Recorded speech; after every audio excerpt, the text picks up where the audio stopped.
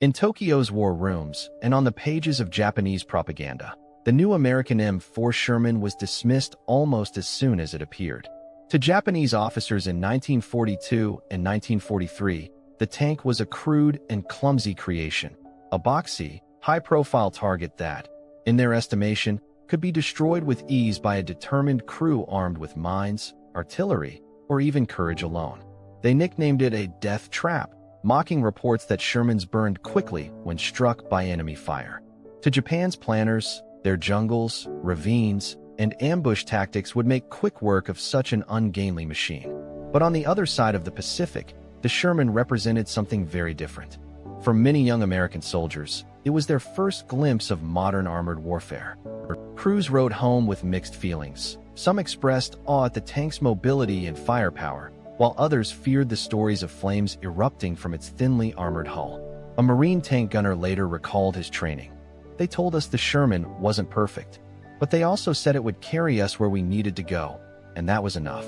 Japan's dismissive confidence rested on two assumptions. The first was doctrinal. The Imperial Army, seasoned by years of fighting in China, emphasized light, fast tanks such as the Type 95 Hago, designed for infantry support, not armored duels. Anti-tank guns, suicide charges, and terrain itself were expected to neutralize heavier enemy machines. The second assumption was cultural. Japan's warriors believed spirit and discipline outweighed steel and machinery. Against this mindset, the Sherman seemed little more than a mechanical curiosity, a machine that lacked the fierce devotion of Japanese infantrymen. Propaganda reinforced the arrogance. Films distributed to Japanese troops portrayed American tanks as awkward behemoths, lumbering into cleverly concealed ambushes and erupting in flames. Intelligence briefings assured officers that no enemy tank could withstand Japan's tactics of concealment and surprise. In one 1943 assessment, Japanese analysts concluded that enemy armored vehicles lacked the strength to operate effectively in jungle conditions. Yet beneath the laughter, reality was shifting. American industry was awakening, and with it came a tidal wave of production that no amount of mockery could stop. In Detroit, Chicago, and across the American heartland, factories were beginning to churn out Shermans by the thousands. They were not flawless machines. Their armor was thinner than that of German panzers, and their silhouette made them easy to spot. But they were designed for reliability, speed of production, and adaptability. American planners understood something their enemies overlooked. Wars were not won by the perfect machine, but by the machine that could be built in overwhelming numbers, repaired in the field, and crewed by ordinary men with only weeks of training. By the summer of 1942, production lines were running day and night, assembling tanks at a pace unmatched in history. For the men who would soon ride into battle in them, the Sherman remained a question mark. One crewman described the feeling of climbing into the steel beast for the first time. It was cramped, hot, and noisy. You could feel every bolt and rivet rattling. We didn't know if it would save us or kill us, but it was ours. Meanwhile, Japanese forces carried their overconfidence forward into strategy. They prepared defensive networks in the Central Pacific, confident that their caves, artillery, and infantry charges could blunt any American advance. Their officers, steeped in the belief that American soldiers lacked fighting spirit, saw little reason to fear a tank they had already labeled a coffin on tracks. The stage was set for a clash not just of machines, but of philosophies.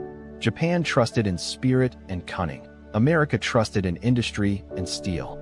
The mockery of the Sherman would soon be tested on the beaches of Tarawa, Saipan, and beyond, and the laughter of Tokyo would give way to silence as 50,000 of these so-called death traps rolled inexorably across the Pacific. If Tokyo mocked the Sherman, Detroit answered with steel. By 1942, America's industrial heartland had been transformed into the arsenal of democracy. Automobile plants, once rolling out sedans and convertibles, now retooled to forge tanks at a pace the world had never witnessed. The M4 Sherman was never meant to be the most fearsome machine on the battlefield. It was meant to be the most reliable, the most adaptable, and above all, the most numerous. Factories in Detroit, Chicago, and Pennsylvania thundered day and night.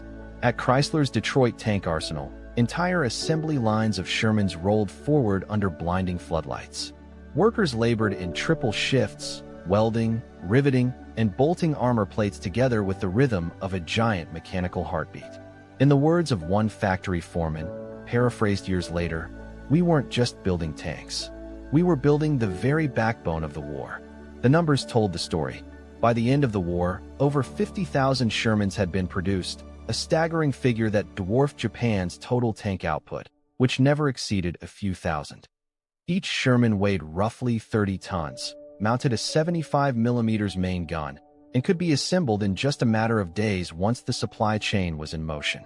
What critics labeled a death trap became, in sheer volume, the most significant armored fighting vehicle of the conflict. The philosophy behind it was deliberate. American planners knew they could not match German and Japanese designs weapon for weapon, nor could they afford to build tanks so complex that repairs in the field became impossible. Instead, the Sherman embodied principles of simplicity and standardization.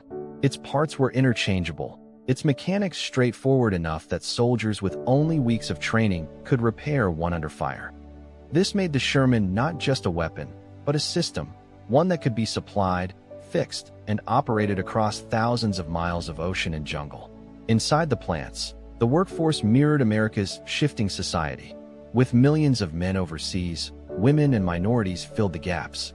Rosie the Riveter was not just a symbol, but a reality. Women in coveralls guided welding torches, installed engines, and tested radios. African American laborers, long excluded from skilled factory work, were suddenly indispensable. One worker recalled, "We knew our hands were on the war itself. Every bolt we tightened was another step toward victory." The atmosphere in these plants was charged with urgency. Trains carried endless shipments of steel plates, rubber tracks, and engines into cavernous workshops. Sparks showered the factory floors, mixing with the sound of pneumatic hammers and grinding steel. At night, the glow of floodlights lit up the Detroit skyline, visible miles away, as if the city itself were aflame with purpose. Critics, especially abroad, continued to sneer. German and Japanese officers scoffed at the Sherman's thinner armor compared to the Panther or Tiger, its vulnerability to high-velocity guns, and its tendency to ignite when penetrated. Yet such criticisms missed the point. A Tiger tank might dominate a battlefield, but it took months to build, and only 1,300 were ever completed. A Sherman might not survive every duel, but America could send 10 more in its place. Engineers continually refined the design as well. Later models upgraded the gun to a more powerful 76mm, added wet stowage, ammunition racks to reduce fires, and bolted on extra armor plates in field workshops. The Sherman was never static. It evolved with the war, each new version rolling from factories with subtle improvements born of battlefield lessons. To the tank crews who would soon ride them across the Pacific and Europe, the Sherman was more than an industrial statistic. One young driver later admitted in a letter home, "I heard the stories of Shermans burning easy, but when you're inside one, you feel like it's alive. You trust it to carry you through." While Japan scoffed and Germany sneered, America understood the deeper truth. Wars were not won by perfect machines. They were won by machines that could be built by the tens of thousands, fueled, maintained, and delivered wherever the fight demanded. By 1943, the first waves of Shermans were steaming across the oceans, bound for North Africa, bound for Europe, and soon, bound for the jungles of the Pacific. The mockery of Tokyo had been answered not with words, but with production. And soon, those death traps would test the resolve of Japan's defenders in battles where no amount of spirit could stop the tide of American steel. The factories of Detroit had done their part.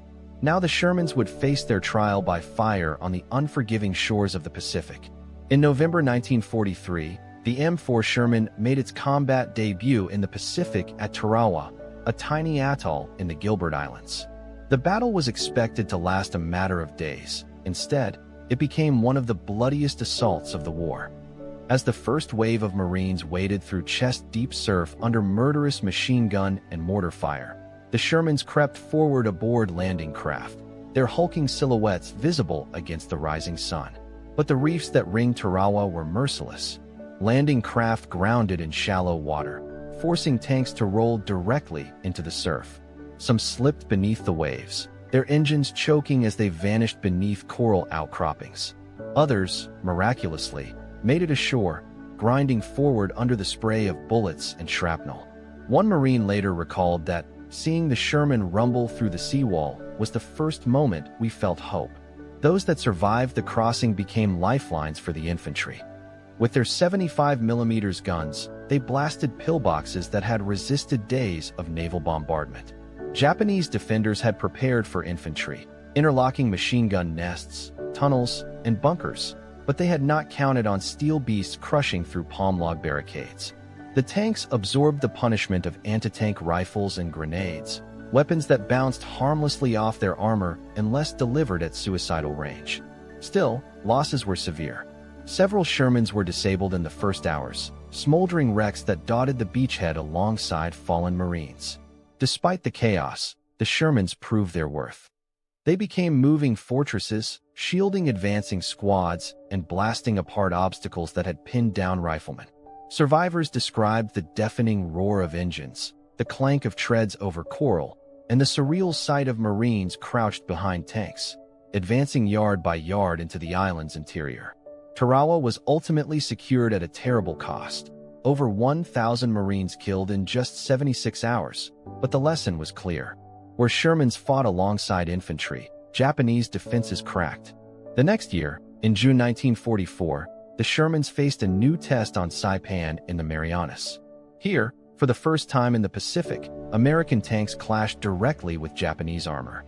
The Imperial Army fielded its Type 95 Hago light tanks, vehicles designed for mobility in China's open spaces, not for duels with modern mediums. Against the Sherman, the Hago was hopelessly outclassed. Its thin armor crumpled under a single hit from a 75mm round, and its 37mm gun could barely scratch the Sherman's hull. Eyewitnesses recalled the mismatch with disbelief. One Marine officer later wrote that the Hagos came at us bravely, but it was like paper against stone.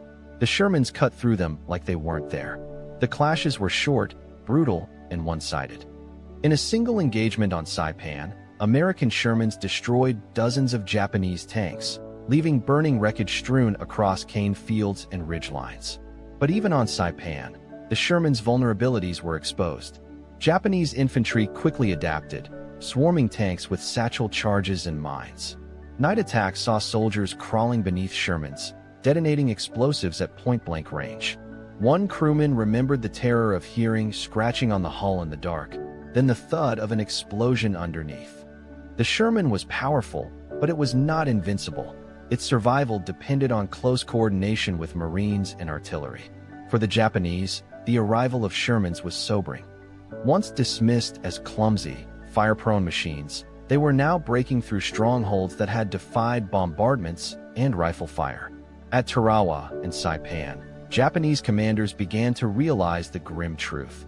The Sherman was not simply another enemy weapon, but a spearhead of America's industrial might, one that could appear on every island, backed by endless replacements. By the summer of 1944, the Pacific battlefield had changed. The Sherman had proven both its weaknesses and its indispensability. It could drown in the surf, burn under desperate assaults, or bog down in jungle mud. But when it reached the fight, when its tracks turned and its gun roared, it gave the Marines a weapon that no amount of courage or ingenuity could easily counter. The baptism of fire was complete, and as the Pacific campaign pushed onward, the death trap would return again and again, not as an object of mockery, but as a symbol of inevitability. By late 1944, the tide of war had shifted. The United States had fought its way across the Central Pacific, and now the islands of the Philippines loomed as the next decisive battleground. Here, the Sherman tank would prove not only a weapon of firepower, but a symbol of unstoppable momentum. On October 20th, 1944, American forces stormed ashore on Leyte. The beaches were crowded with landing craft, palm trees shredded by shellfire, and smoke rising from Japanese gun pits. As the infantry pressed inland, Shermans rolled off the landing ships, their engines growling as their treads bit into wet sand and mud. For the Japanese, who had once dismissed the Sherman as a death trap, its presence was now undeniable. The M4 had become the backbone of U.S. armored operations in the Pacific. The jungles of Leyte posed challenges few tank designers had ever imagined. Rice paddies turned fields into sucking swamps, while narrow roads became ambush zones for artillery and mines. Yet the Sherman adapted. Engineers fitted deep wading kits and crafted makeshift bridges to keep the armor moving. Crews drove their machines through rivers, across fragile paddies, and into towns where Japanese resistance was fanatical. Japanese defenders fought with a mix of ingenuity and desperation. Anti-tank guns lay hidden in palm groves, opening fire at point-blank range. Infantry squads swarmed Shermans at night, clutching satchel charges and magnetic mines. Suicide charges were common, soldiers flinging themselves under treads with explosives. One American tanker later wrote home that every time we buttoned up, we wondered if this was the day the fire would come through the hull. The fear of being trapped in a burning tank was constant, a shadow that haunted even the most battle-hardened crews. Still, the Sherman's resilience often tipped the scales. Its armor withstood lighter Japanese weapons, and its 75mm gun reduced bunkers to rubble. When tanks worked in concert with Marines and artillery, defenses crumbled. By December, American armor had punched deep into Leyte, cracking strongholds that Japanese officers had sworn would never fall. Diaries captured their shifting tone. One officer admitted with bitterness that the American tank cannot be stopped by spirit alone. It advances as though the earth itself obeyed it. The next stage came on Luzon in January 1945, the largest campaign of the Pacific. Here, Sherman spearheaded the drive on Manila, carving through Japanese lines in terrain that alternated between jungle thickets and urban streets.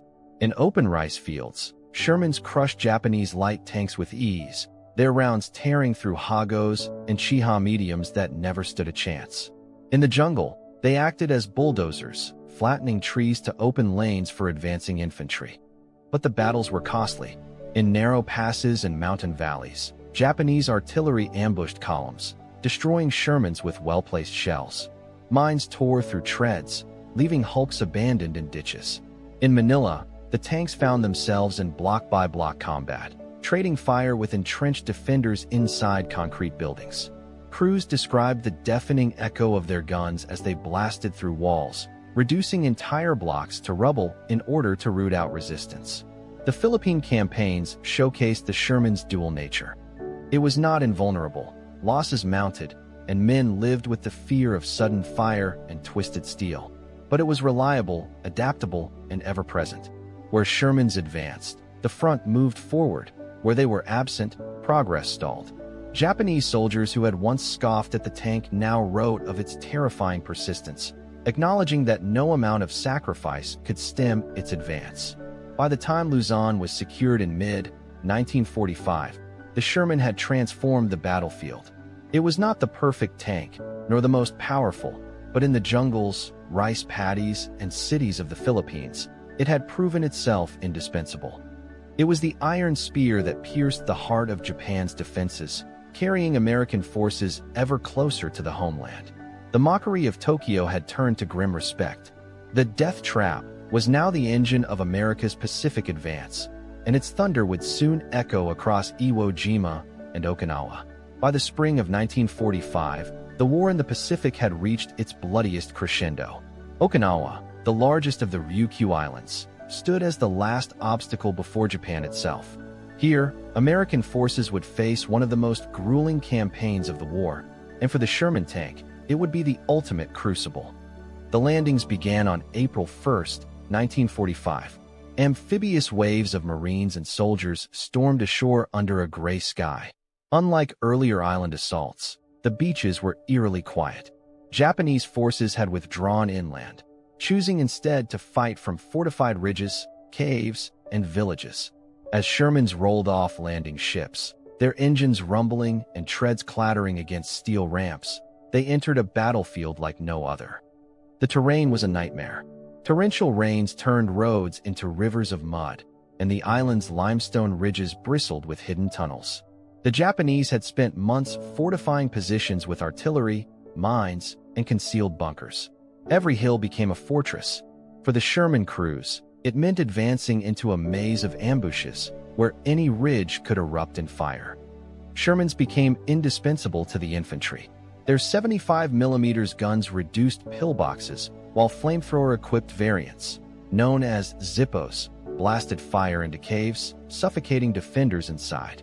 Eyewitnesses recalled the grim spectacle: streams of flame pouring into black openings, followed by muffled explosions and silence. One Marine later wrote, "The tank's roar was our salvation. Without it, we'd never have taken a step forward."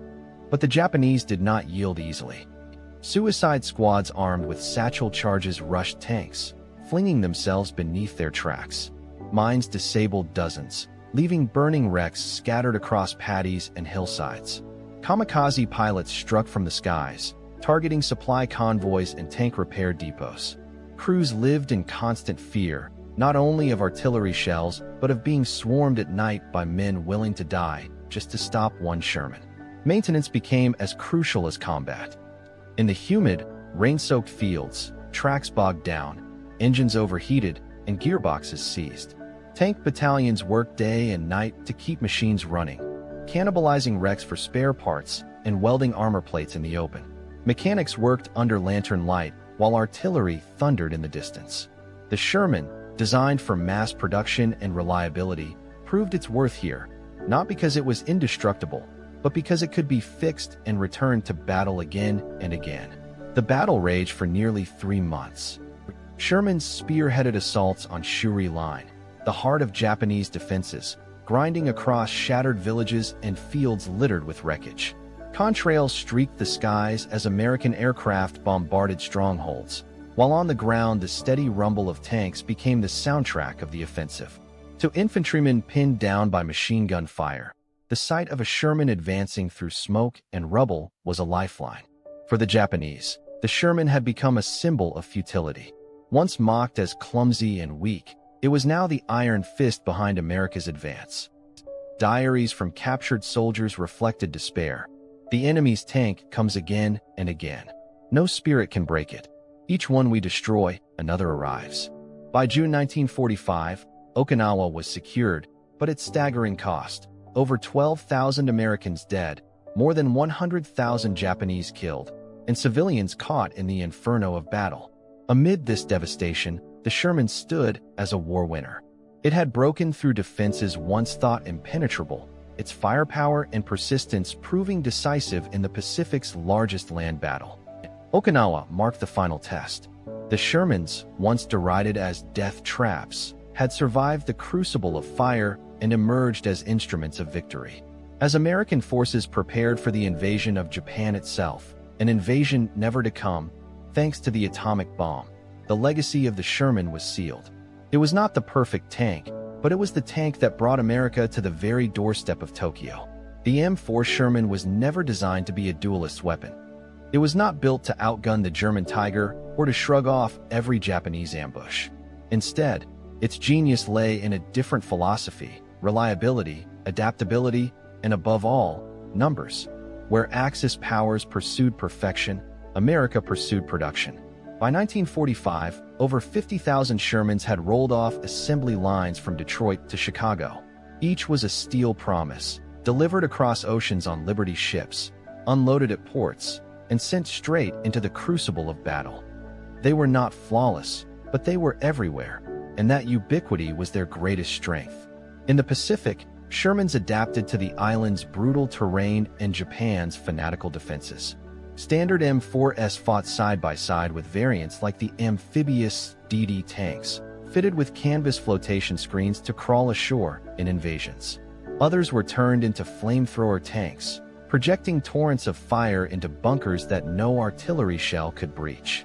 Engineers stripped turrets from some Shermans and fitted bulldozer blades, clearing minefields and rubble under fire. The tank had become more than a single design. It was a platform, a family of machines answering the battlefield's every demand. Eyewitness accounts spoke to this adaptability.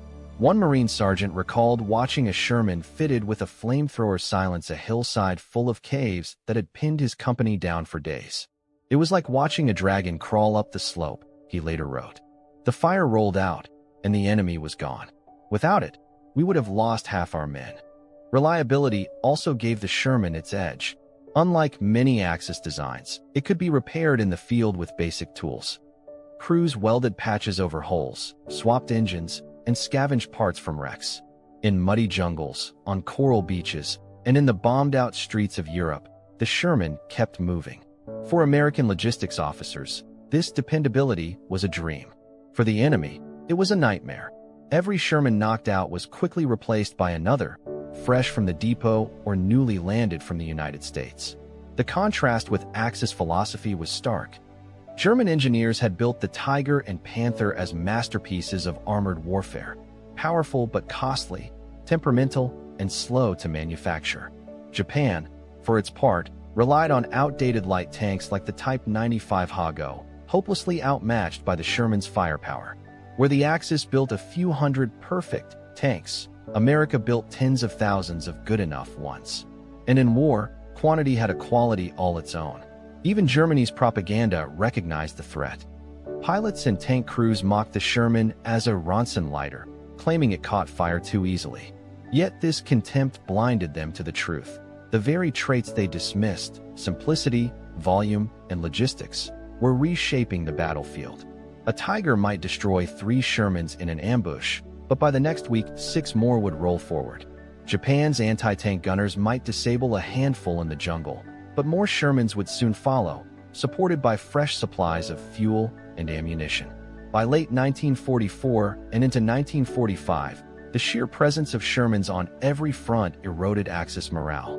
Japanese diaries captured at Leyte and Okinawa reveal the same grim refrain. The enemy's tanks never stopped coming. Each one destroyed is replaced by many more.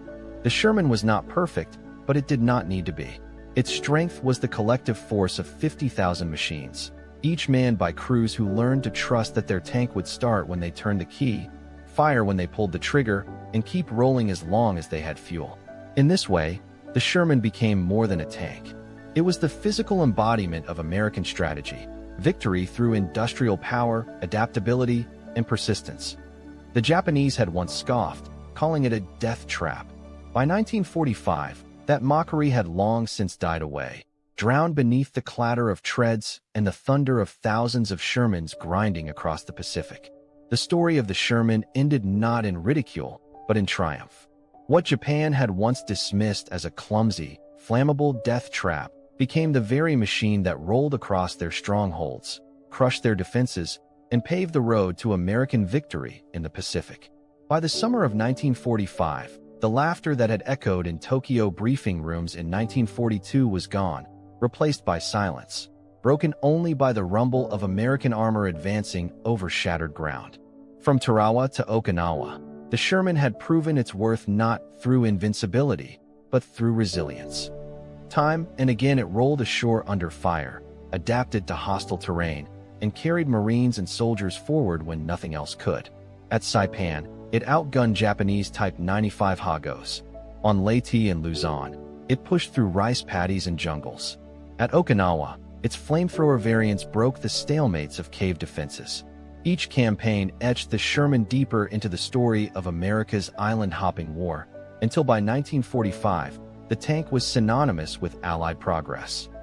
Its true power, however, was revealed after the war. The Sherman became more than just a weapon of World War II. It became a symbol of American industry and global reach.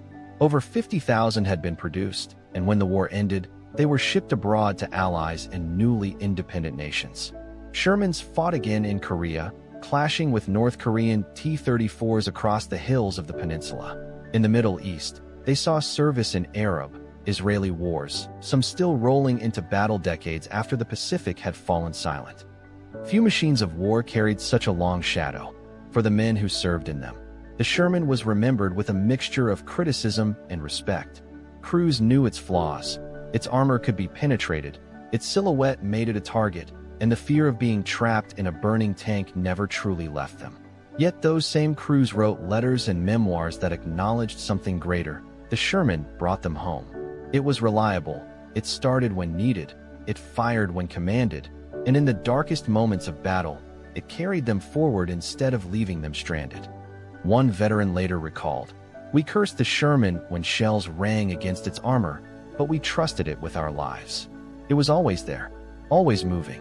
That sentiment captured its essence. The Sherman was not perfection. It was persistence. And in war, persistence wins. The irony of its legacy was clear. Japan had scoffed, mocking the Sherman as a machine unworthy of fear. Yet by 1945, those same tanks had rolled through Japanese lines, their treads grinding into the very soil of a collapsing empire. What was once mocked had become unstoppable, not because of its individual strength, but because of its unyielding numbers, adaptability, and the determination of the men who drove it. In the end, the Sherman story was not one of flawless engineering, but of endurance. It was the machine that embodied America's wartime strategy to outproduce, outlast, and overwhelm. Its legacy is written not just in the ruins of Pacific strongholds, but in the memory of veterans who knew it as both a cage of steel and a guardian of survival. As victory parades rolled through American cities in 1945, Shermans often led the procession, their tracks rattling on peacetime streets. They were no longer symbols of ridicule, but of triumph. And as they roared past cheering crowds, their very presence carried a quiet answer to the mockery of 1942. The death trap had become the victor. The final lesson of the Sherman was simple. War is not won by perfection. It is won by endurance, by adaptability, and by the unrelenting force of thousands moving as one. The Sherman was proof of that truth, a machine that began as a joke and ended as a legend.